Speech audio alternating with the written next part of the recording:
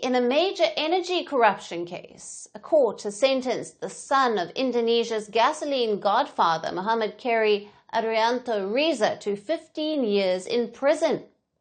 Prosecutors say that he is a key figure in a scandal that cost the Indonesian government an estimated $17 billion, making it one of the largest corruption cases in the country.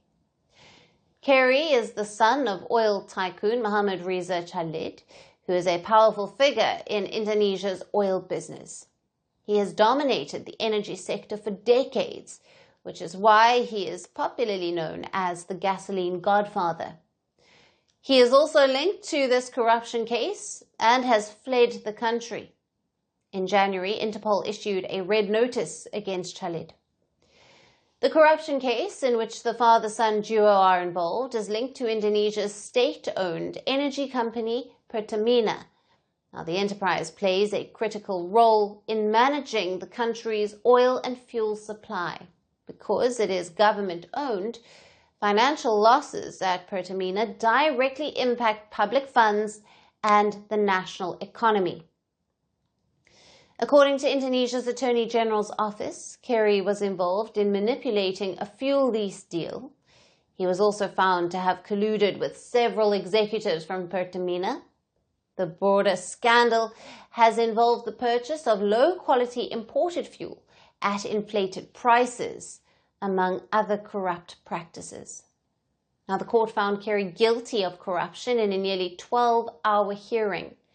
The court stated Kerry had been legally and convincingly proven to have committed corruption. He was sentenced to 15 years in prison. The court also ordered him to pay a fine of around $60,000 and a compensation of approximately $173 million. In the same hearing, Riva Shian, a former chief executive of Pertamina subsidiary, was sentenced to 9 years in prison. Indonesia has long struggled with corruption and has arrested many public officials in recent years. In 2023, a former communications minister was sentenced to 15 years in prison in a separate corruption case that cost the government more than $530 million. And now, with a prison sentence for one of the most high-profile defendants in the Pertamina scandal, Indonesia's message is clear that the government is in no mood to spare any violator. The Narayana Palace was lit for dinner. The royal family gathered. Laughter echoed through marble halls. But soon, it all changed.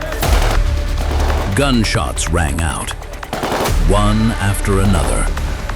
A night that would shatter a kingdom.